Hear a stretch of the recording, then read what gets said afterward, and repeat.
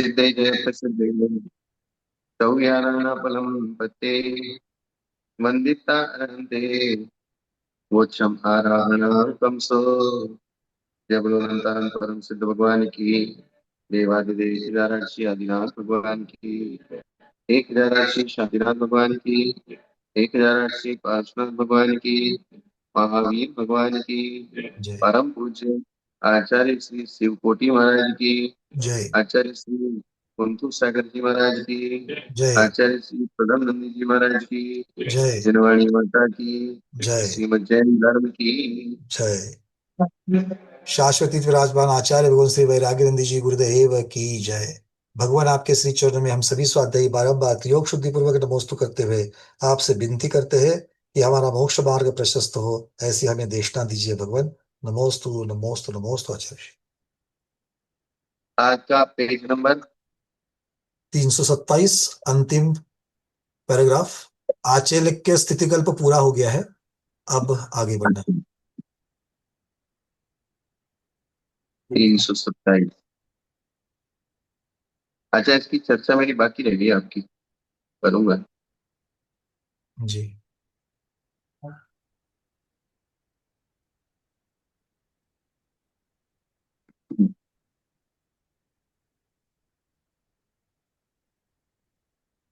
यहाँ तक आचे लग के स्थिति कल पूरा हुआ। अब दूसरा, औदेशिक भोजन का क्या है। श्रवणों के उद्देश्य से बनाए गए भोजन आदि को औदेशिक कहते हैं। श्रवणों के उद्देश्य से बनाए गए भोजन को औदेशिक। औदेशिक कहते हैं। अदय कर्म आदि के भेद से उसके 16 प्रकार हैं। कितने प्रकार हैं? 16 प्रकार। अर्थात उस उद्देशिक भोजन का त्याग करना, ये दूसरा स्थिति कर्म है। अर्थात प्रथम और अंतिम तीर्थंकरों के तीर्थ में 16 प्रकार का उद्दिष्ट छोड़ने योग्य है। ये दूसरा स्थिति कल्प है। पता है ना, 16 उद्गम दोष, 16 उत्पादन दोष जी और 10 ऐष्णा दोष, ये टोटल 46 दोष होते हैं। जी, और ये भोजन ऐसा वस्तु नहीं। उपकरण सब में लगाने हैं। हाँ, ये भोजन में भी लगाने हैं, वस्तु में भी लगाने हैं, उपकरण में भी लगाने हैं, वशतिका में भी लगाने हैं। वसति का। अर्थात जिस जिस चीज का हमको उपयोग करना है, वो वस्तु, भोजन, वसति का हमारे उद्देश्य करके ना बनाई गई। और इस चीज का मेजरमेंट लगाना बहुत सावधानी का काम है। इसका, बिल्कुल, ये सावधान मतलब इसका फिर इसका भी एकांत नहीं बनना चाहिए, इसका जो स्वरूप है वो सही तरीके से समझना चाहिए। हाँ, और ये सावधानी से करना चाहिए। थोड़ा धैर्य रखना चाहिए, इंतजार करना चाहिए, एडजस्टमेंट करना चाहिए। क्या? जी मतलब धैर्य रख कि करके। कोई कोई समझदार श्रावक अपने आप एक साधु की अपेक्षा को समझ के उसकी विवक्षा से उसकी अपेक्षा को पूरा कर दे और साधु को कहना ना पड़े। क्या? बिल्कुल, मैं साधु को जो कहने, इन सब चीजों की कहने की आवश्यकता ना पड़े। श्रावक को अपनी चतुराई से समझ कर करना चाहिए, और अगर श्रावक नहीं समझता है तो चतुराई से उस तक बात, उसको प्रेरणा भी मिलनी चाहिए। हाँ, इसीलिए साधु का पालन पोषण करना आचार्यों ने बताया है कि बालकवत। अर्थात एक गृहस्थी को, एक गृहिणी को माँ के समान हो जाना चाहिए और साधु को बालक के समान हो जाना चाहिए। कि जिस प्रकार से बालक अपने मुख से कुछ नहीं कहता, फिर भी माँ समझ लेती है कि इसको क्या चाहिए। जी ये एक मनोविज्ञान है। क्या है? ये मनोविज्ञान की बात है, चतुराई की हाँ, बात है। चतुराई की बात है, मनोविज्ञान की बात है। उस मनोविज्ञान के साथ श्रावक इतना समझदार, होशियार, चतुर हो कि जिससे वो साधु की व्यवस्था को समझ। अब साधु की व्यवस्था को समझने वाले श्रावक कम हो रहे हैं।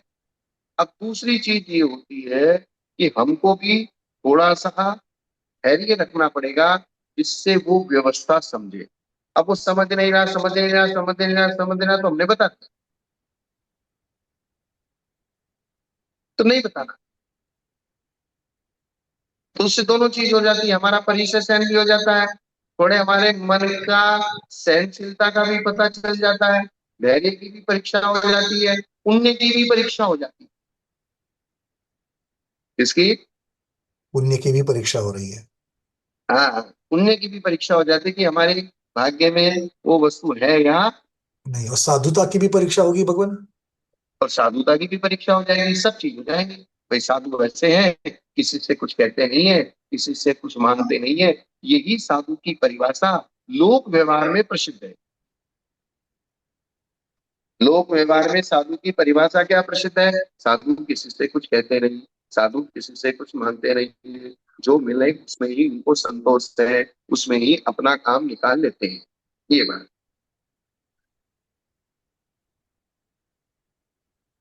अब इसमें कौन कितनी कसौटी पे खरा उतरता है, सब अलग अलग चीजें हैं। अब इसका मतलब, श्रावकों का मतलब ये भी नहीं है कि भाई वो किसी ने कुछ मांग लिया तो हम सीधे उसके सिर पे चढ़ के भाई आपने क्यों मांग लिया। भगवान, इसमें कुछ श्रावकों के द्वारा भी चतुराई की अपेक्षा होती है, क्योंकि देखिए, साधु हाँ, तो कुछ नहीं बताएंगे, किंतु चतुराई से साधु के लिए क्या अनुकूल है, इसको भी तो श्रावक जान सकता है। हाँ तो जान सकता है ना। वही तो बताया ना, जो जो जैसे गृहिणी बच्चे की अनुकूलता को जान लेती है ना, हाँ। तो बच्चा तो बोलता नहीं है। श्रावकों तो हम सब स्वाध्यायों का अपनी भूमिका के अनुसार ये सब चीजों को भी सीखना है। ये भी देख लेना, जरा इस चीज की तरफ ध्यान रखना है। और ये श्रावक लोग इस भूमिका को तभी सीखेंगे जब हम धैर्य रखेंगे। अब लेकिन कहीं कहीं ऐसी भी बेशर्मी हो जाती है कि हम कितना भी धैर्य रखें, सामने वाला चला जाता है, बोले ठीक है महाराज चुपचाप बैठे जान दो। कोई पुरुषार्थ नहीं करता कि मुझे जानना है, ऐसा भी हो जाता है। सबसे बड़ी बात तो गुरुदेव ये हो रही है कि अगर साधु को यहाँ पर आमंत्रित करके लाया गया है, तो लाने वाले जो अरेंजमेंट करने वाले हैं, ट्रस्टी हो या फिर जो भी ग्रुप हो जिनकी वजह से ये सब वर्षा योग आदि जो होते हैं, ये उनकी जिम्मेदारी है। ये इस प्रकार की जो बात हो जाती है और समाज थोड़ा सा उससे अलग हो जाता है, ये सबसे बड़ी आज समस्या हो रही है। और इसीलिए कोई आगे नहीं आता है, क्योंकि लाएंगे अगर वर्षा के लिए किसी साधु को आमंत्रित करके, तो 4 महीने मुझको ही देखना पड़ेगा या 4 लोगों को ही देखना पड़ेगा, बाकी तो कोई आता ही नहीं है। चौका लगाने वाले भी वही 4 लोग, और 4 महीने बहुत बड़ी बात होती है। और इसीलिए बहुत तो जगह पर वर्षा नहीं हो रहा है। तो बाकी के लोगों को ये लगता है ना भाई ये लाए नहीं करें, हमारी कोई जिम्मेदारी नहीं। तो सबसे पहले हम श्रावकों को इस चीज को छोड़ना चाहिए, ये हमारे लिए आए, ये मेरा आत्मकल्याण होने के लिए साधन है। इसका महत्व जब तक नहीं समझता है, तब तक तो ये चीजें बेकार हो जाएगी। वही चीज है। समझदारी बहुत जरूरी है, दोनों ही तरफ से जरूरी है, तो ही दोनों का धर्म पालन होगा। अब गुरु के अब सानिध्य में तीसरा, जाकर के अगर मुझे रहना है 4 महीने, तो मैं 4 महीने जाकर के तो गुरु के सानिध्य में नहीं रह सकता वहां पर क्षेत्र पर। तो गुरु तो मेरे हम्म, यहाँ पर आ रहे, तो वो तो अपनी अपनी वसतिका में रह रहे, एक बार भोजन कर रहे। मैं अपने घर में 2-3 बार भोजन करके अपने सोफे पर बैठ करके अपने बेड में सो करके सारी सुविधाओं का रहते हुए मैं जिसे देखना है और धर्म का पालन करना है, तो इसके लिए ये सबसे अनुकूल और सबसे सरल बात है। मुझे लगता है कि इसके लिए तो हमको जरूर चीजें करनी चाहिए। यही बात।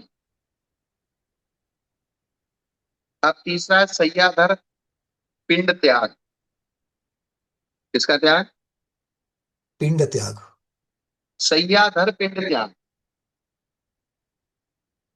अर्थात जिस श्रावक ने आपको ठहरने के लिए स्थान दिया है, उसी श्रावक के घर में आहार नहीं करना।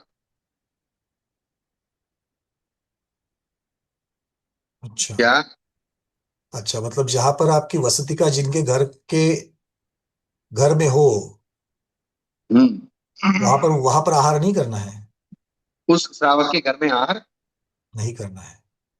नहीं करना। उसके कारण बताएं। पहले मैं इसको पढ़ता हूँ। जी। सैयादर, सैयादर अर्थात जहां आप रहेंगे सोएंगे। सैयादर शब्द के तीन अर्थ। जो वसति का बनाता है, दूसरे के द्वारा बनाई गई वसतिका को टूटने पर या उसका एक हिस्सा गिर जाने पर जो उसकी मरम्मत कराता है। जो न करता है न मरम्मत कराता है, केवल देता है कि यहाँ ठहरिए। उसका पिंड अर्थात भोजन, उपकरण अथवा प्रतिलेखन आदि सय्याधर पिंड कहलाता है। उसका त्याग करना तीसरा स्थिति कल्प। आगे ना समझ में? हाँ, बट यहाँ पर मतलब वो प्राइवेट घर की बात चलेगी, क्योंकि अगर मान लीजिए कहीं पर मुनि निवास बना हुआ है। वो अलग चीज है। हाँ, वो चीज अलग बन जाएगी। प्राइवेट घर में जहां जिसके आपके ठहरे हैं, जिसके घर में आप जाके ठहरे हैं, तो उस घर का आहार का त्याग। मतलब गुरुदेव, अगर ऐसा है, बस जैसे एक उदाहरण लेकर के मैं समझना चाहता हूँ। अगर मान लीजिए विहाररत कोई साधु है, और वो अगर आकर के वो दो साधु हमारे यहाँ पर ऐसी एक व्यवस्था रूम बनी हुई है कि जहाँ पर आते हुए साधु वहां पर ठहर सकते हैं, हम उसको अपने उपयोग में नहीं लाते, उसके लिए हमने एक रूम बना करके रखी हुई है। अब वो साधु आकर के वहां पर रात्रि विश्राम करे, और दूसरे दिन सुबह अगर मैं चौका लगाना चाहता हूँ, तो चूंकि वो मेरे वसतिका में रुके हुए हैं, तो वो मेरे यहाँ आहार नहीं कर सकते हैं। क्या ऐसे अब ले? आप ये देखिए, इसको एक प्रैक्टिकल चीज से समझिए। जैसे आपने एक दो कमरे ऐसे छोड़ रखे कि कोई भी साधु आएंगे जाएंगे मेरे यहाँ, मैं रात्रि विश्राम के लिए उनको दूंगा। जी।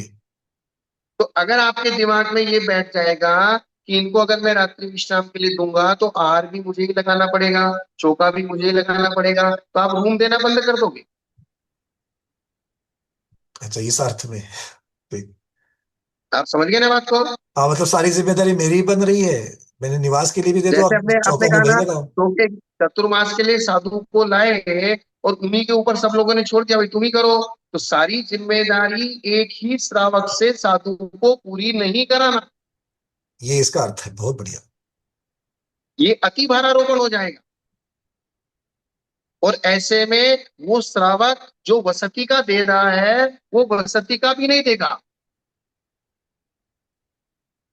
और रूम के लिए भी फिर बहाना बना देगा, बोले मेरे पास नहीं है। इसलिए साधु को पहले ही कह दिया कि बोले नहीं भाई, मेरा तो इस प्रकार का त्याग है। तो ये एक सभ्यता वाली बात है। किसकी बात है ये? सभ्यता वाली बात है।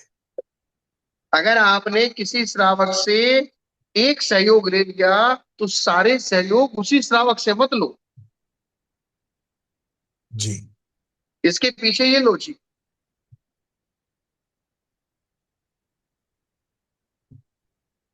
आई ना बात समझ में? हाँ हाँ, मतलब अतिभारारोपण की बात सबसे बहुत सुंदर समझ में आ गई। अतिभारारोपण नहीं होना चाहिए।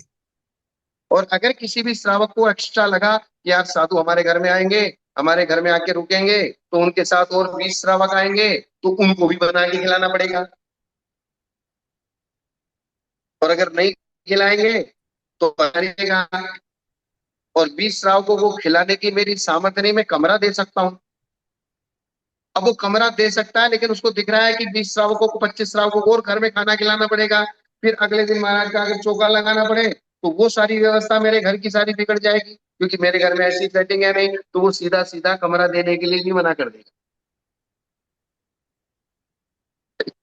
जी, ऐसी व्यवस्था, ऐसा ऐसा ऐसा प्रैक्टिकल बिल्कुल। होगा कि नहीं होगा? जी, होता है, बिल्कुल होता है। हाँ।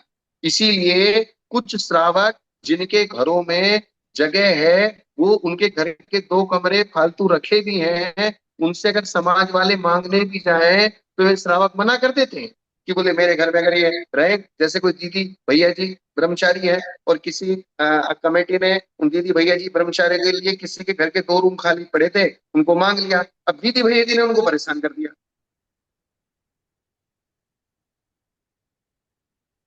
अब वे सहज रूप से बिल्कुल सावधानता पूर्वक उनके घर में रहते, जिससे उनको तकलीफ नहीं होती, तो आगे के लिए भी वो किसी दूसरे भिक्की भैया जी को दे देते। अब उन्होंने ऐसा उत्पात मचाया कि उन्होंने जिंदगी भर के लिए हाथ जोड़ लिया, मुझे किसी को देना ही नहीं जी, ऐसा होता है। है। ऐसा होता है, बिल्कुल होता है। अगर वो दीदी भैया जी सहज रूप से सभ्यता, जैसे आपका ही घर है, और आपने जिस विवक्षा से अपना कमरा दिया है, वो दीदी भैया जी उसी विवक्षा को समझते हुए उस रूम का उपयोग करें। बिल्कुल, वहां पर भी अगर वो अति भारारोपण हो जाएगा उनके द्वारा तो फिर अगले के लिए तो मनाही कर देंगे। अर्थात आप जैसी साफ सफाई से रहते हैं, जैसी साफ सफाई चाहते हैं, जिस प्रकार से चाहते हैं, अब वो बार बार तुम्हारी रसोई में घुसने लगे, कभी पानी गर्म कर रहे हैं, कभी ये कर रहे हैं, कभी सब्जी छोक रहे हैं, कभी कुछ बना रहे हैं, कभी मुझे बोले वो महाराज के लिए सब्जी बना के ले जानी है, अब आपकी रसोई में घुस जाए, अब हाँ करने के रहे ना करने के रहे, तब अगली बार क्या होगा? नहीं, ये सब अति भारारोपण में ही आएगा। बात समझ गए ना? जी जी, मतलब इसकी विवक्षा समझनी बहुत जरूरी है यहाँ पर। हाँ, नहीं तो इसलिए शब्दों को उन्होंने पढ़ करके, शब्दों को पढ़ करके तो सीधे सीधे दोष दिखाना चालू हो जाएंगे, जो भक्ति से कर रहा है उसको भी दोषपूर्ण हो जाएगा। हाँ, लेकिन ये इंटीरियर में श्रावकों के भाव इस प्रकार के अंतरंग में हो जाते हैं। जी बिल्कुल होते हैं। अब मान लीजिए आपने अपने घर में महाराज माता जी को रुका दिया, बार बार आपके घर में दर्शन करने के लिए रोज कभी 10 श्रावक आ रहे, कभी 5 श्रावक आ रहे, अब उनको पानी तो पिलाना पड़ेगा, उनको चाय नाश्ते को पूछना पड़ेगा। अब ये अगर आपको टेंशन रहेगी तो फिर आदमी नहीं करेगा।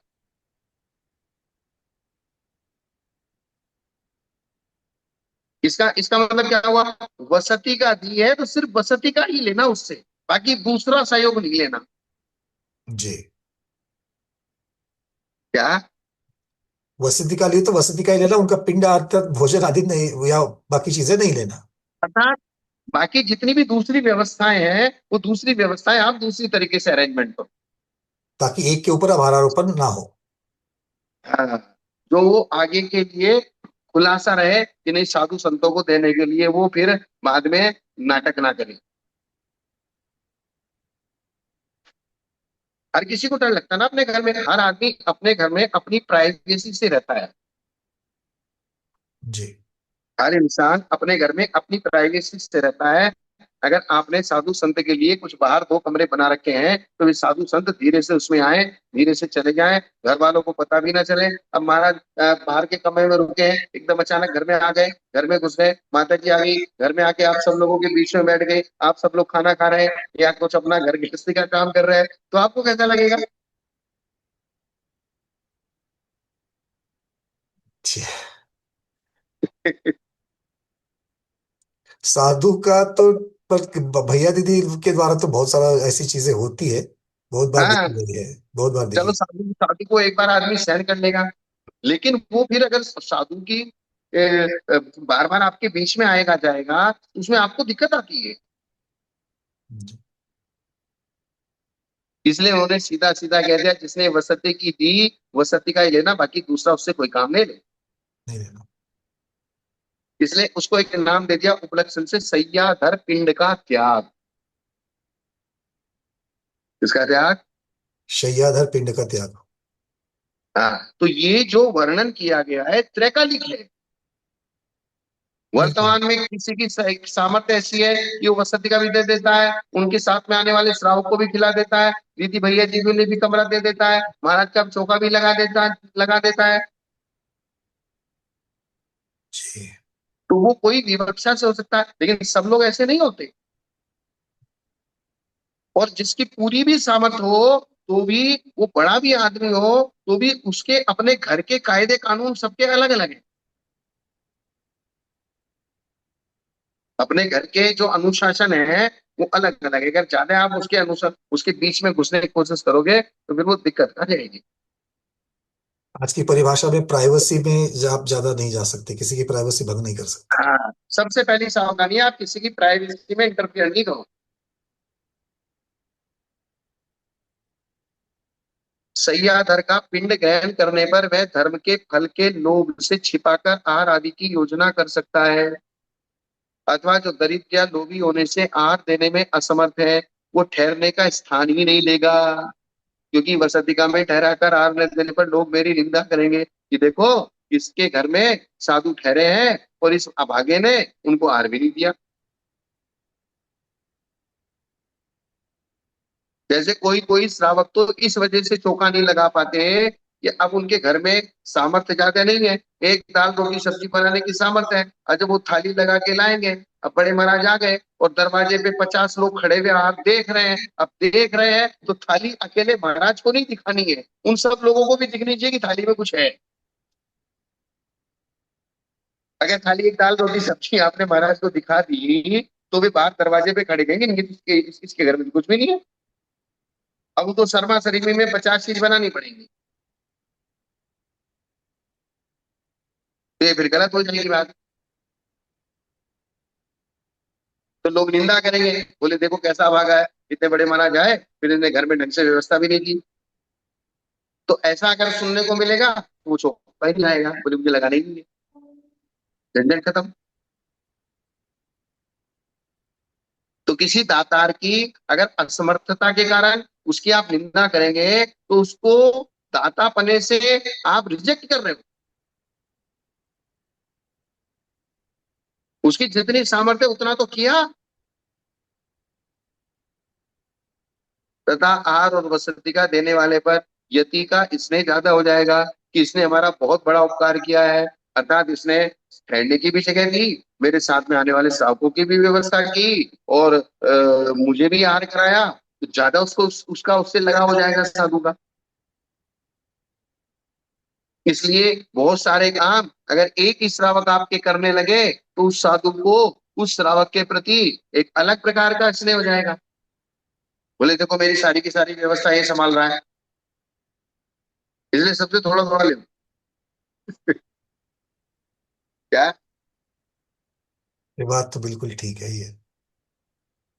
और इसमें भी एक है कि अगर मान लो कि साधु की इसके अंतर्गत कोई ऐसी अभिलाषा भी नहीं है, ऐसी कोई इच्छा भी नहीं है, तो भी उनके निमित्त से ऐसी सब चीजें अगर व्यवस्था बन जाएगी तो उसका दोष तो लगेगा ही लगेगा उनको।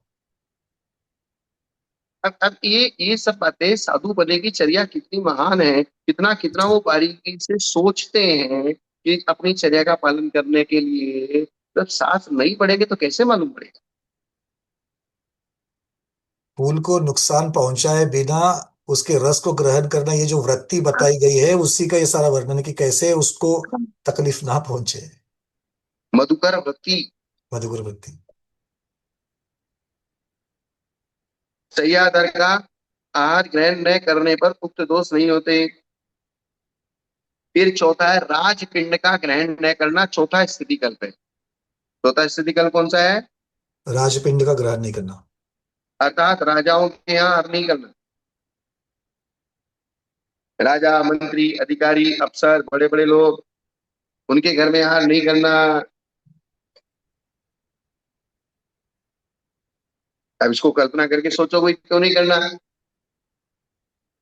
इसमें क्या समस्या हो सकती है? हम्म? जैसे मैंने सैयादार पिंड को बताया ना, तो उसमें मैंने कहा भाई सैयादार पिंड जिसके घर में रह रहे हैं उसी का आहार नहीं करना। तो ये तो बिल्कुल अटपटा सा लग रहा था। जी। लेकिन जब हमने सोचना प्रारंभ किया तो क्यों नहीं करना, तब समझ में आई कि हाँ वास्तव में बात तो सही है।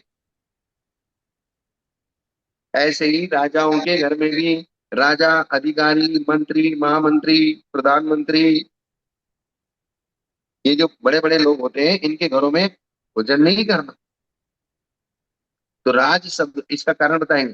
राज शब्द से इक्ष्वाकु कुलों में उत्पन्न होकर ग्रहण किया जाता है। जो राजते शोभित होता है या जनता का रंजन करता है राजा है। राजा के समान संपत्तिशाली भी राजा कहलाता है।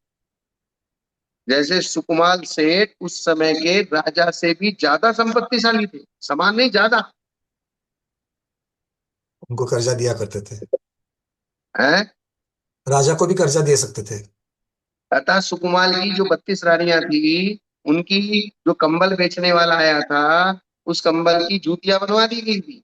और जी। वे जूतियां एक कौवा उठा के ले गया, राजा के महल के ऊपर जाल के ढाक के ले गया। बोले इतना, और राजा के यहाँ भी वो कंबल वाला राजा को दिखाने आया था, तो राजा के पास उस कंबल को खरीदने का धन नहीं था।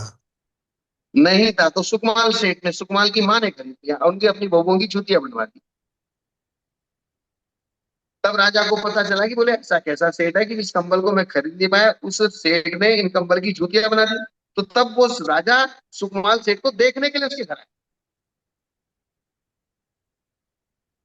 तो राजा के समान संपत्तिशाली भी राजा कहलाता है। उसका पिंड अर्थात जिस पिंड का वे स्वामी है वह राजपिंड है, उसके भी तीन भेद है, आहार, अनाहार और उपदी। अब पिंड का मतलब भी आहार भी लेना, उपदी भी लेना और वसति का भी लेना। जैसे सही आधार पिंड का त्याग, तो पिंड का मतलब सिर्फ भोजन का त्याग नहीं, जी। अर्थात उसने वसति का दे दी, बाकी उससे दूसरा कोई काम नहीं लेना, न उपकरण लेना, न आहार लेना। ठीक है भाई, तूने जितना कर दिया वो बहुत है। तो पिंड शब्द का अर्थ क्या है? आहार, अनाहार और उपदी। जो खाया जाता है वो आहार है, जो बाकी की चीजें काम आती है वो अनाहार है, और उपद यानी कि उपकरण आदि। तो अशन आदि के वेद से आहार के चार वेद हैं। तृणों का फलक, आसन आदि अनाहार है, और प्रतिलेखन, वस्त्र, पात्र आदि को उपदि कहते हैं। क्या? जी, मतलब तृणों का फलक मतलब जो आसद है, और ये सब अनाहार में आ जाएगा। बैठने अनाहार का भी बैठने का आसन, सोने के लिए अगर शैया बना रहे हैं तृणों की तो। और जो पिच्छी कमंडलू आदि जो है, वो उपदी में है आएगा। उपदि। तो बोले इस प्रकार के राजपिंड में के लेने में दोष क्या है? अब राजपिंड का मतलब सिर्फ आहार नहीं है। जैसे एषणा समिति में सिर्फ भोजन की शुद्धि नहीं है, उपकरण और वसतिका की भी शुद्धि। इसी प्रकार से पिंड शब्द में भी तीनों लेना। यहाँ पर उपदी में भी उन्होंने वस्त्र को रखा है, तो पहले आपने भूमिका बहुत अच्छी बनाई तभी जैसे यहाँ पर, नहीं तो फिर यहाँ भी हाँ, वापस कंफ्यूजन हो जाएगा इसका। वस्त्र वस्त्र को भी उपदी कह दिया। हाँ।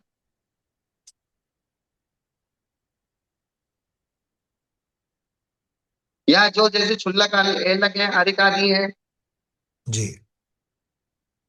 सामान्य रूप से प्रतिलेखन, वस्त्र, पात्र आदि को उपदि कहते हैं, या फिर अपवादिक मार्ग में।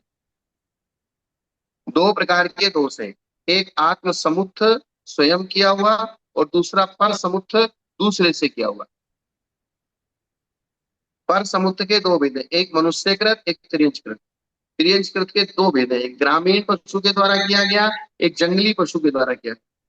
इन दोनों प्रकार को ये दो भेद है, दुष्ट के द्वारा किया गया और भद्र के द्वारा किया। गांव के घोड़े, हाथी, गाय, भैंस, मेंढे, कुत्ते दुष्ट होते हैं। दुष्टों से संयमियों का उपघात होता है। भद्र हुए तो संयमियों को देखकर भागने पर गिरकर स्वयं चोट खाकर स्वयं दुखी होते हैं, अथवा दौड़ते हुए व्रतियों को मार देते हैं। जंगल के रहने वाले व्याघ्र, सिंह, बंदर आदि राजा के आंगन में खुले घूमते हो और क्षुद्र हो, तो उनसे अपने पर विपत्ति आ सकती है। यदि भद्र हुए तो यति को देखकर दौड़ने पर स्वयं चोट खा सकते हैं, या यतियों को चोट पहुंचा सकते हैं। मनुष्य, स्वामी, कोतवाल, म्लेच्छ, योद्धा, सेवक, दास, दासी, अनेक प्रकार के वहां पे लोग रहते हैं। राजा का घर इन सबसे भरा होता है, तो उसमें प्रवेश करना कठिन होता है। मत प्रमत्त हर्ष से उत्फुल्ल दास आदि यति को देखकर हंसते हैं, चिल्लाते हैं, रोकते हैं। अब राजा समझता है, लेकिन सारे थोड़ी समझते। जी। अब क्या करते हैं? काम से पीड़ित स्त्रियां, अपने पुत्र प्राप्ति की इच्छुक स्त्रियां बलपूर्वक भोग के लिए साधु को अपने घर में ले जा सकती हैं। राजगृह में पड़े हुए रत्न, सुवर्ण आदि को दूसरे ग्रहण करके दोष लगा सकते हैं कि यहाँ साधु आए थे, वे ले गए होंगे। क्या? बाहर का तो साधु ही आए थे, तो वो वही उठा करके लेके गए होंगे। अब साधु ने तो उठाया ही नहीं, किसी दूसरे ने इस चीज का गलत फायदा उठा लिया, खुद उठा के ले गया, साधु के ऊपर दोष लगा दिया। राजा का श्रमणों पर विश्वास है, ऐसा जानकर कुछ लोग श्रमण का रूप रखकर दुष्ट काम कर सकते हैं, तथा रुष्ट होकर अविवेकी कोई पुरुष श्रमणों को दोष देते हैं, उन्हें मारते बांधते हैं। ये पर से उत्पन्न हुए दोष होते हैं। बात समझ आएगी क्या? जी, मतलब वहां पर अलग अलग प्रकार के जीव जंतु होते हैं, मनुष्य भी होते हैं, प्राणी भी होते हैं, तो उन सबकी अपेक्षा से आपके लिए वहां पर संकट बन सकता है। राजा एक स्वयं साधु का भक्त हो सकता है, लेकिन राजा के यहाँ अधिकारी हैं, दास हैं, दासियां हैं, लेडीज हैं, जेंट्स हैं, नौकर हैं, चाकर हैं, हिंदू हैं, मुसलमान हैं, अलग अलग काम करने वाले मिस्त्री मजदूर हैं, बहुत सारे तरीके के लोग हैं। तो उनके बीच में जब आप जाएंगे तो कहीं भी कुछ भी रिस्क हो सकता है। जी। तो उस सब रिस्क से बचने के लिए आपको राजा के घर में नहीं जाना है।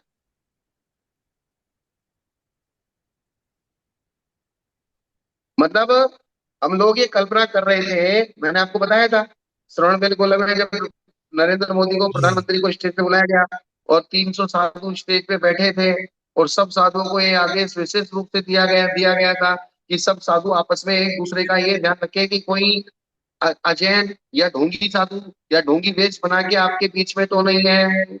कोई अपरिचित नहीं है ऐसा दिख कोई रहा अपरिचित साधु तो बीच में नहीं आया है।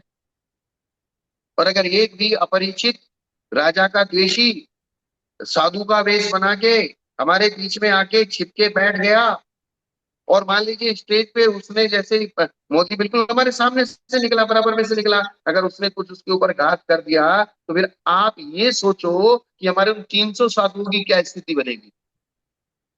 है। बिल्कुल। आप कल्पना कर लो। बहुत बड़ी रिस्क है ये। मतलब वो पूरी जो टीम है उनकी एक भी साधु को वहां से हटने नहीं देगी, नीचे नहीं उतरने देगी।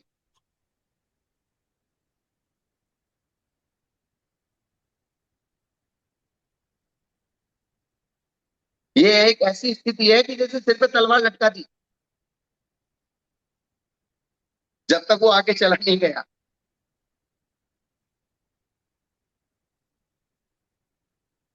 इसलिए बोले ऐसे सिस्टम से दूर रहो, क्योंकि राजाओं का सिस्टम बहुत लंबा चौड़ा होता है, उनकी सुरक्षा का सिस्टम होता है, और सब लोग उनके दुश्मन होते हैं। कोई भी किसी भी देश में आकर उस राजा का नुकसान करना चाहता है, अड़ोसी पड़ोसी देश के राजा लोग उस राजा को मारने के लिए निरंतर तैयार रहते हैं। नहीं तो इतनी हाई सिक्योरिटी की जरूरत क्या थी। वो भी इंसान है, हम भी इंसान है, हम भी सड़क पे घूमते हैं, तो वो भी ऐसी सड़क पे घूम ले, लेकिन नहीं घूम सकता। वो अपने प्रोटोकॉल में रहना पड़ेगा उसको। यही बात यहाँ साधु को बताई जा रही है कि आप किसी कलेक्टर ऑफिस में घुस गए, बड़े बड़े मंत्री संतरी के घर में जाके वहां कर रहे हैं, या इस प्रकार से कर रहे हैं, तो ये सब जो है रिस्क का काम। या बड़े बड़े मंत्री नेताओं को अपनी सभा में बुलाया जा रहा है, अगर जरा सी भी गड़बड़ हो गई तो आफत तो सबसे पहले अपने ऊपर ही आने वाली है ना। जो आयोजक है वही सबसे पहले पकड़ा जाएगी, मतलब वो तो साधु तो है ही उसमें। हम्म। और मैं कहूँ किसी कोई क्षुल्लक एलक का वेश बना के, कोई मुनि का वेश बना के हमारे बीच में आके बैठ के घुस गया, छिपा के कोई हथियार ले आया और बिल्कुल सामने आया मोदी और उसने चला दिया हथियार, क्या कर लेंगे।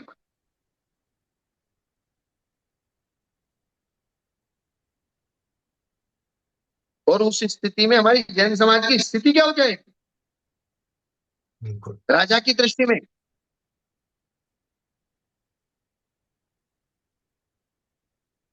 इसलिए उन्होंने कहा भाई राजाओं से दूर रहो, सीधी सीधी सी गणित। राजाओं से कुछ भी लेन देन, उनको बुलाना बिठाना, उनके यहाँ जाना आना करना, ये सब मत करो।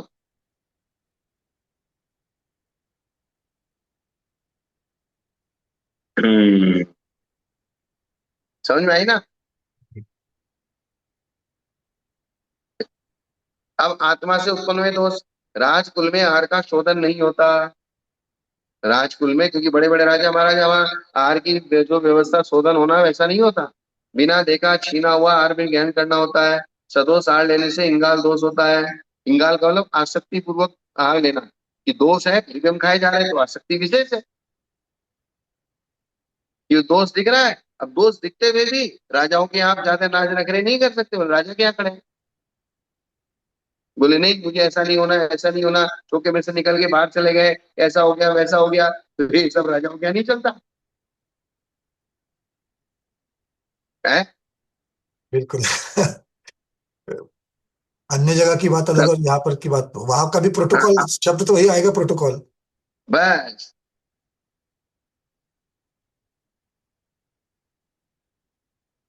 कोई कह रहा है कि बोले राजा इसका मतलब गुरु दर्शन से वंचित रहेगा। राजा गुरु के दर्शन करेगा, लेकिन जिस प्रकार अकंपनाचार्य ने अपने 700 के 700 मुनिराजों को मौन का आदेश दे दिया था, बोले राजा आए दर्शन करे और चला जाए, बातचीत नहीं करनी, बात नहीं करनी। तो राजा अपने प्रोटोकॉल से आया और अपने प्रोटोकॉल से दर्शन किए और अपने प्रोटोकॉल से चला गया।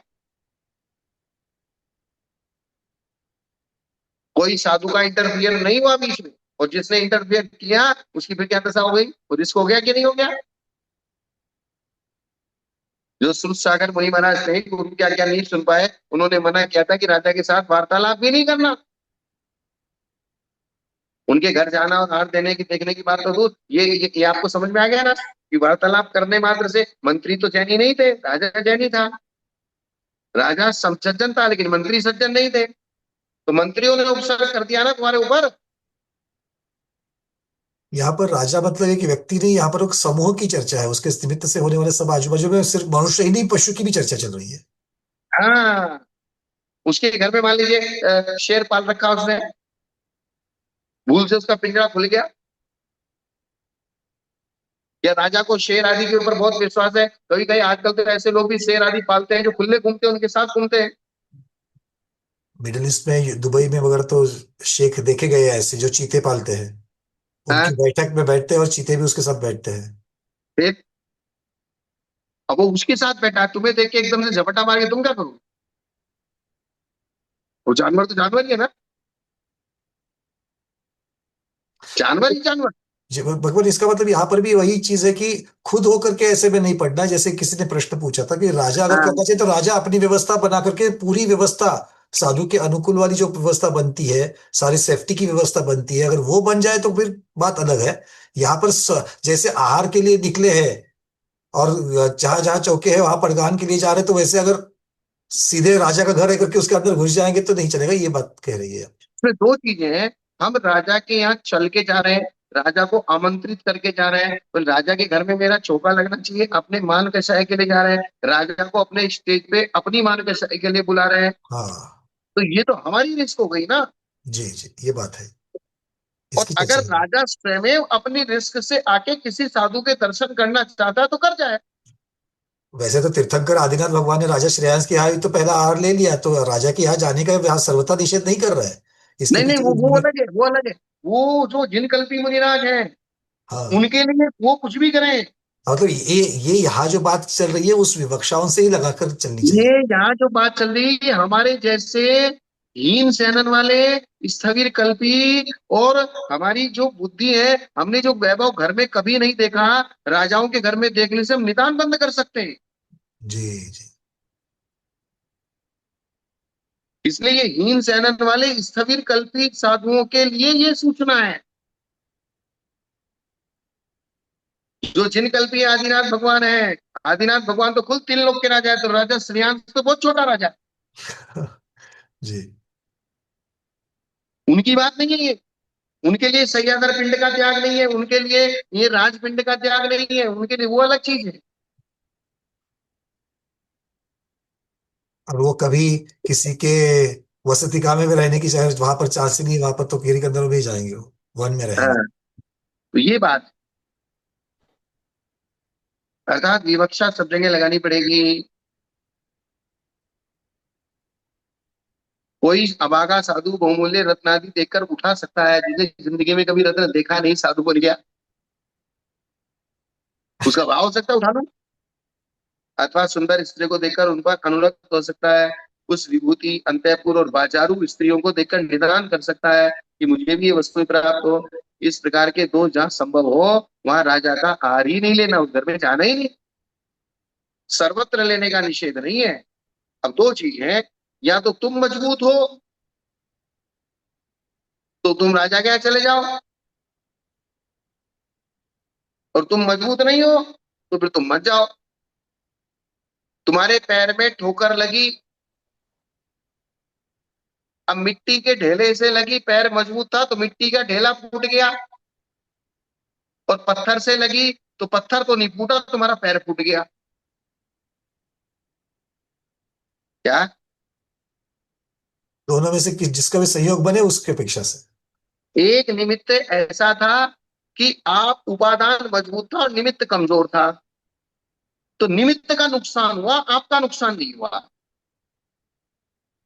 और एक जगह आप कमजोर थे, निमित्त मजबूत था, तो आपका नुकसान हो गया, निमित्त का नुकसान नहीं हुआ। तो नुकसान तो कमजोर का ही होगा। नुकसान कमजोर का ही होगा। अब चाकू चाहे खरबूजे पे पड़े, चाहे खरबूजा चाकू पे पड़े, कटना तो खरबूजे को ही है। कटना खरबूजे को।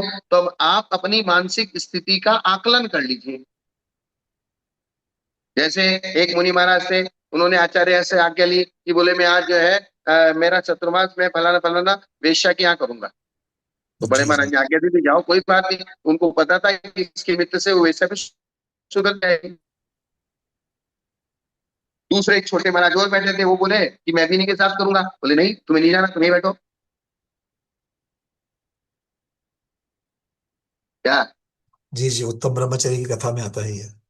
हाँ। तो बोले तुमको नहीं जाना। अर्थात अगर तुम्हारा मन मजबूत है तो सामने निमित्त तो आपका कुछ नहीं करेगा। कहते हैं निमित्त कुछ नहीं करता, तो कब नहीं करता? जब आप सशक्त हो तब। आप सशक्त है और निमित्त कमजोर है, तो जी। निमित्त खराब हो जाएगा, आपको खराब नहीं करेगा। और जब आप कमजोर होंगे, निमित्त मजबूत होगा, तो फिर निमित्त तुम्हारा पूरा मटिया मेट करेगा। तो निमित्त कुछ नहीं करता, ये एक विवक्षा है। निमित्त सब कुछ करता है, ये एक विवक्षा है। क्या? क्योंकि मतलब उसका सार यही कि जो कमजोर है उसका नुकसान होता है। अगर आपको तो अपना नुकसान नहीं तो कम चाहिए तो। तो अपना तो कमजोर को सावधानी से रहना। जी। कमजोर है, तुम्हें ठंडी ज्यादा लगती है, तो सावधानी से कपड़ा वपड़ा ओढ़ के रहो। और जो कमजोर नहीं है, मजबूत है, वो खुले बदन भी निकल जाता, उसका कुछ नहीं बिगड़ता। तो दूसरा देखने वाला सोचे कि मैं भी ऐसे निकल जाऊं, तो क्या होगा? वो बीमार पड़ जाएगा।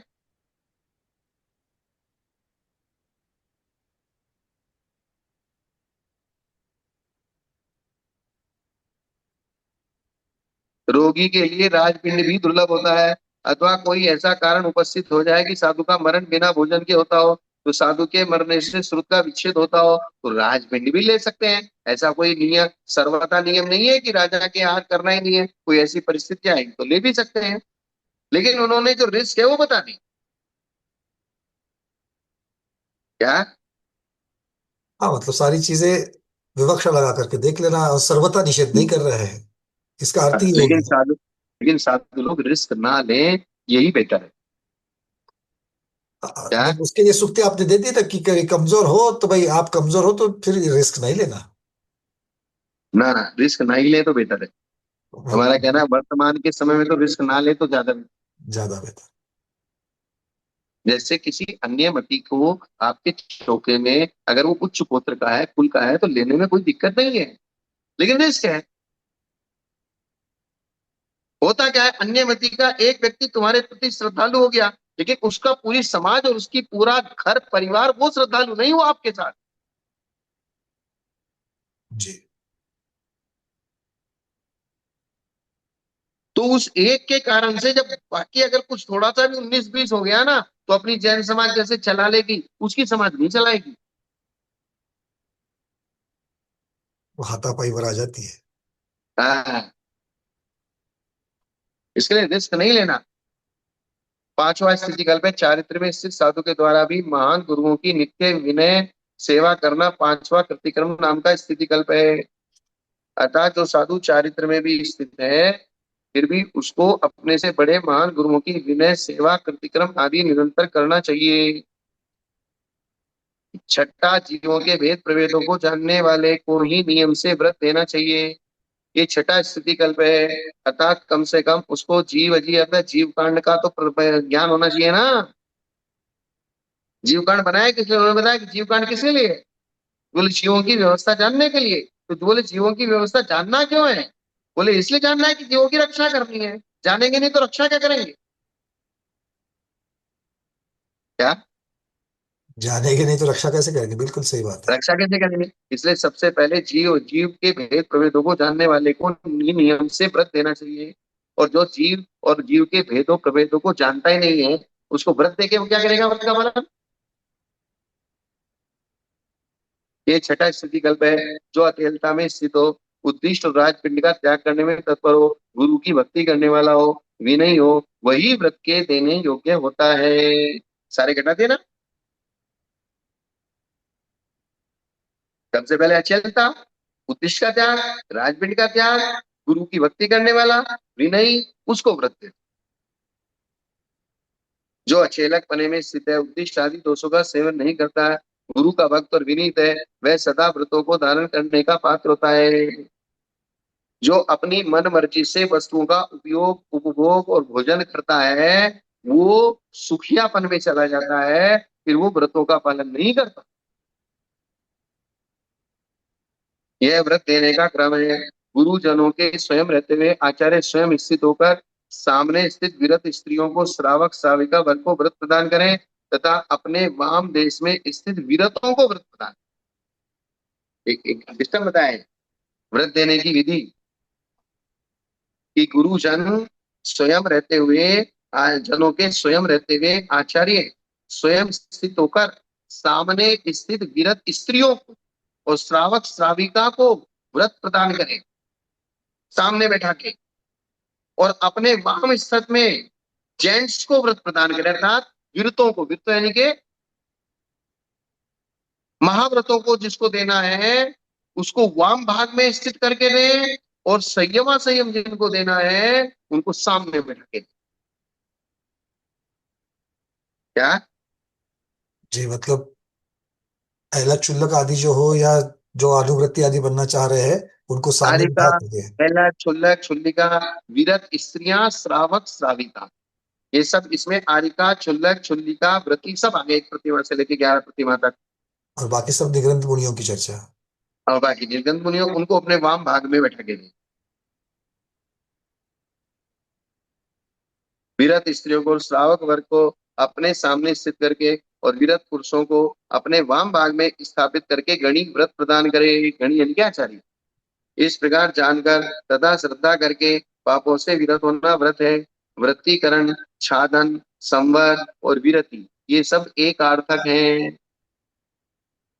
संवर कहो, विरति कहो, छादन कहो, वृत्तिकरण कहो, ढकना कहो। जानकर और स्वीकार करके पापों से विरत होना व्रत है। वृत्तिकरण, छादन, संवर, विरति सब एक अर्थक है।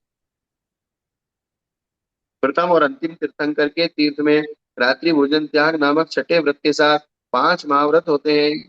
प्रमाद युक्त भाव के संबंध से प्राणियों के प्राणों का वियोग करना हिंसा है और उससे विरति अहिंसा व्रत है।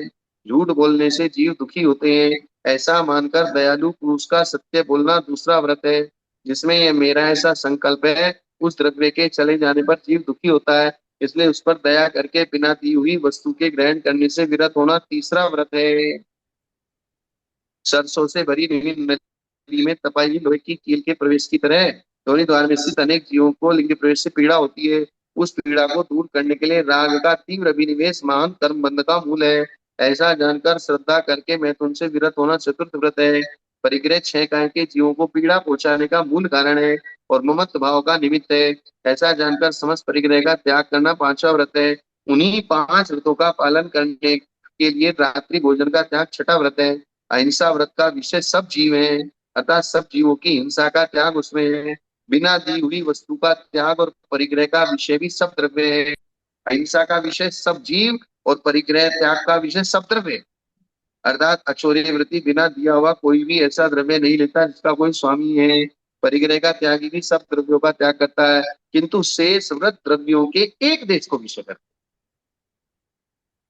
क्या? जी मतलब अहिंसा व्रत और अपरिग्रह व्रत। अहिंसा व्रत सब जीवों में उसका विषय जाता है, अपरिग्रह में सब द्रव्य में उसका विषय जाता है, और बाकी एक देश करेंगे, द्रव्य को एक देश विषय एक करेंगे। नहीं। अर्थात सत्य, अचौर्य, ब्रह्मचर्य, 3। प्रथम व्रत में सब जीव, तीसरे अचौर्य व्रत में सब द्रव्य। अचौर्य यानी अपरिग्रह व्रत में। कौन से व्रत में? अपरिग्रह व्रत। हाँ, सब द्रव्य तथा शेष महाव्रत द्रव्यों के एक देश में रहते हैं। इस प्रकार से ये 6 स्थिति कल्प हुए। यहाँ पर तीसरे और अचौर्य व्रत में मतलब यहाँ पर अपरिग्रह शब्द लेना है। मुझे ऐसा तीसरे और, हाँ तीसरा और अपरिग्रह व्रत दोनों में। हाँ क्योंकि नहीं तो फिर ये डबल डबल हो जाएगा। अचौर्य का मतलब बिना दी हुई कोई भी वस्तु नहीं लेनी, अब वो स्वयं तीसरा ही व्रत है। तो उसका भी सब द्रव्य विषय हो गया। और हम्म। अपरिग्रह में कुछ भी नहीं रखना। जी। 7 नंबर, चिरकाल से दीक्षित और 5 महाव्रतों के धारी, तारिका से तत्काल दीक्षित भी पुरुष ज्येष्ठ होता है। इस प्रकार पुरुष की ज्येष्ठता सातवां स्थिति कल्प है। पुरुषत्व कहते हैं संग्रह, उपकार और रक्षा करने में समर्थ होना। पुरुष का मतलब क्या है? तो संग्रह भी करता है, उपकार भी करता है और रक्षा भी करता है। इनमें जिसकी सामर्थ्य है वो पुरुष है। धर्म पुरुष के द्वारा कहा गया है, इसलिए पुरुष की ज्येष्ठता है। इसलिए सब बालिकाओं को साधु की विनय करना चाहिए। यतः स्त्रियां लघु होती हैं, पर के द्वारा प्रार्थना किए जाने योग्य होती हैं, दूसरे से अपनी रक्षा की अपेक्षा करती हैं। पुरुष ऐसे नहीं होते, इसलिए पुरुष की ज्येष्ठता है। कहा यतः स्त्री लघु होती है, दूसरों के द्वारा प्रसाद्य होती है, प्रार्थनीय होती है, डरपोक होती है, अरक्षणीय होती है, इसलिए पुरुष ज्येष्ठ होता है। अचेलता आदि कल्प में स्थित साधु के यदि अतिचार लगता है तो उसे प्रतिक्रमण करना चाहिए। आठवां स्थिति कल्प है।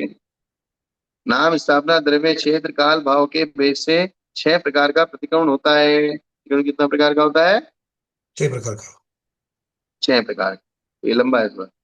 भट्टिनी, भद्रदारिका इत्यादि अयोग्य नाम का उच्चारण करने पर उसका प्रहार करना नाम प्रतिक्रमण है। अर्थात ऐसे अयोग्य नाम का उच्चारण नहीं करना, हल्के शब्दों का, ग्रामीण शब्दों का, अबे तबे का, तू मैं का, है मूर्ख है तू, भटनी है, ऐसे खोटे शब्दों का यूज नहीं करना। असंयत मिथ्या दृष्टि, जीव के प्रतिबिंब की पूजा आदि करने वाले का जो प्रतिक्रमण है वह स्थापना प्रतिक्रमण है। सचित, अचित और मिश्र के वेद से 3 प्रकार का द्रव्य होता है, उसका पर्याय द्रव्य प्रतिक्रमण है। जो क्षेत्र, त्रस, स्थावर जीव से भरा है, स्वाध्याय ध्यान में विघ्न करने वाला है, उसका परिहार करना क्षेत्र प्रतिक्रमण है। संध्या के समय, स्वाध्याय के समय तथा असमय में गमन आगमन आदि का परिहार करना काल प्रतिक्रमण है।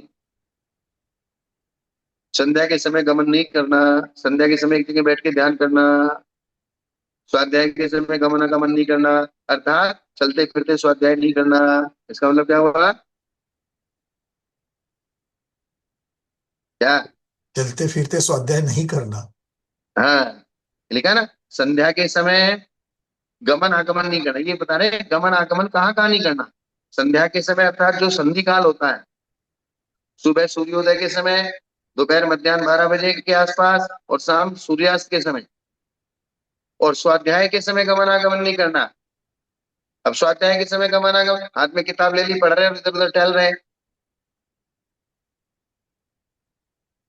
ऐसा नहीं करना, क्योंकि स्थिरता नहीं होती ना।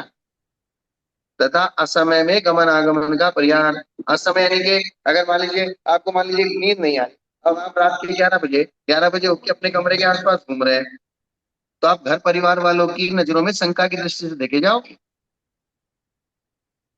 बोले 11 बजे बाहर क्यों घूम रहे हैं? क्योंकि वो समय घूमने का नहीं है, वो असमय है। हाँ, असमय है। अब रात के 2 बज रहे हैं, आपको नींद नहीं आ रही और चक्कर लगाते लगाते आप अपने बहू के कमरे के सामने पहुंच गए,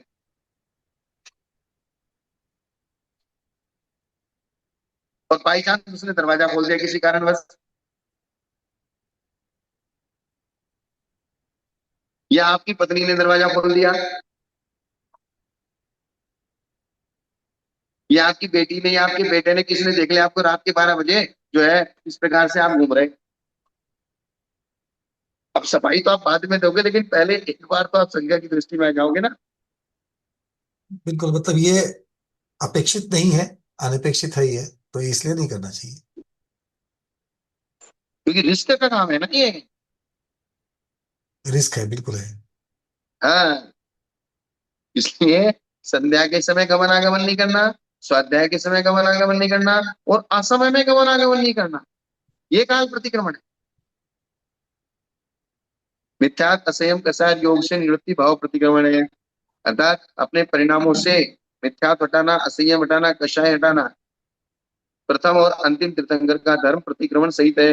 अर्थात प्रतिक्रमण करना ही चाहिए। और मध्य के 22 तीर्थंकर को दोष लगने पर ही प्रतिक्रमण का उपदेश करते हैं। आलोचना, देवशिक, रात्रिक, इत्रीय, भिक्षाचर्य, पाक्षिक, चातुर्मासिक, सांवत्सरिक, उत्तमार्ग, ये 10 आलोचना कल्प है। क्या है? इत्तीर्य मतलब इत्तीर्य इरियापत। का, इत्तीर्य का इरियापत। अच्छा, इरियापत। दिन में होने देवशिक, रात्रिक, इरियापतिक, हाँ। भिक्षा आहार करके आते हैं तब, पाक्षिक, चातुर्मासिक, संवत्सरिक और उत्तमार्थिक। देवशिक प्रतिकरण, रात्रिक प्रतिकरण, इत्रीय, भिक्षाचर्य, पाक्षिक, चातुर्मासिक, सांवत्सरिक, उत्तवार्ध, ये प्रतिक्रमण के भेद है। आदि और अंतिम तीर्थंकर के द्वारा कहे गए 5 महाव्रत धर्म में और अन्य तीर्थंकर द्वारा कहे गए 4 यमरूप धर्म में प्रतिक्रमण के काल का नियम का है। जब साधु अतिचार लगाता है तब प्रतिक्रमण आध्यात्मिक दर्शन है। बस इतना ही ले। जी भगवान। बहुत सारा विषय हो गया आज। जी, काफी हो गया।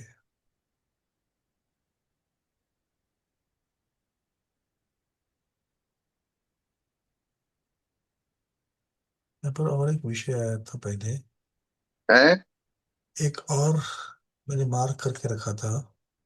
क्या? मैं वही ढूंढ रहा हूँ, कुछ तो मैंने मार्क करके रखा था कि ये पूछना है बाद में करके। चलो ठीक है, फिर हाँ, मिल जाएगा। तो मिल आज के गया। सवाल नहीं, शायद निकल गया वो। कोई बात नहीं, फिर पूछ लेना। हाँ जी। चलिए, आज तो समय हो गया है। सुरेंद्र जी का एक प्रश्न ले लेंगे भगवान? हाँ हाँ, बोलिए। सुरेंद्र जी, एक ही प्रश्न लेंगे, अंतिम प्रश्न बोलिए। अनम्यूट किया है। महाराज नमस्ते। नमस्ते महाराज जी. हाँ बोलिए। हा महाराज जी, जसं आपण हे करतोय, कुणाला तर फोन करतोय, मग तेवढाच नंबर दाबल्यावर त्याच व्यक्तीला फोन लागून आपण त्याच्याशी संपर्क करून आपण बोलतोय. त्या पद्धतीनं म्हणजे माझा तर्क बरोबर आहे का अनुमान बघा. त्या पद्धतीनं ज्या जीवानं जसं नामकर्म कमवलंय पाठीमागच्या भावामध्ये, त्या पद्धतीचं त्याला शरीर मिळणार. परंतु अमुक मातेच्या आणि वडिलांच्या पोटी तो जीव जन्म घेणार, हे तसं रेंज त्याप्रमाणे तिथं जातोय, त्या क्षेत्रामध्ये जन्म घेतोय, त्या भूमीमध्ये, त्या मातेच्या पोटीमध्ये. कसं कसं आहे त्याचं ते मला सांगा म्हटलं. तो बोलो जरा, पंकज जी क्या बोल रहे हैं? ये इनका प्रश्न ये है कि कर्म की अपेक्षा से तो मनुष्य पर्याय में आना आदि आदि चीजों की चर्चा तो होती है, मतलब कर्म की अपेक्षा से जीव जन्म लेता है, किंतु उसी माता के कोख से जन्म लेना है, उसी घर में जन्म लेना है, इसको कैसे समझे? तो उन्होंने एक दृष्टांत दिया, क्या वो सही समझा, ये पूछ रही है वो, कि जैसे मैंने अगर किसी का नंबर मोबाइल का लगा दिया, तो मोबाइल तो बहुत सारे होते हैं एक जगह पर, किंतु जिस नंबर घुमाया है उसी नंबर की रेंज को वो कनेक्ट हो जाता है। तो क्या सही यहाँ है, पर सही है। कैसे समझना है? समझ सकते हैं, कोई दिक्कत नहीं। समझ सकते हैं कि क्योंकि कर्म आपको उसी जगह, पर्टिकुलर जगह लेके जाते हैं, जैसे वो नंबर आपको पर्टिकुलर फोन पे लेके जाता है। जी। समझ सकते हैं सर। चलिए। हाँ हाँ महाराज जी. चलिए, तो आज के स्वाध्याय को गुरुओं के श्री चरणों में बारंबार नमोस्तु वंदना में इच्छाकार करते हुए यहीं पर समापन करते हैं। जैनम जयतु शासनम, जैनम जयतु शासनम, जैनम जयतु शासनम।